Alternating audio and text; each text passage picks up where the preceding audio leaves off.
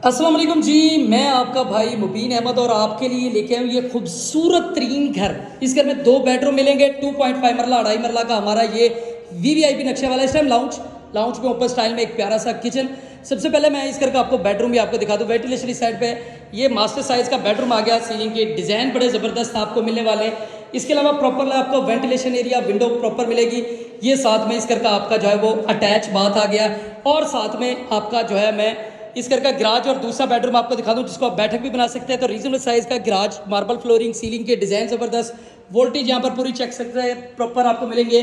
Garage की सीढ़ियाँ first floor के लिए सेपरेटली कर दी गई है। सिंगल स्टोरी घर है और साथ में ये इस घर का आपका पहला बेडरूम आ गया। यहाँ पर भी खूबसूरत सा वर्क आपको देखने को मिलेगा। सामने वेंटिलेशन के लिए प्रॉपरली वेंटिलेशन, सीलिंग के डिजाइन जबरदस्त है। सिर्फ और सिर्फ 32 लाख रुपए इस घर की डिमांड टोकन पे नेगोशिएबल हो सकती है। अबू बकर होम्स हाउसिंग सोसाइटी, गजुमता, आलू रोड, लाहौर इसकी लोकेशन है। बाकी मजीद डिटेल के लिए भाई का चैनल सब्सक्राइब कर लें और फ़ोन पर रब्ता करें।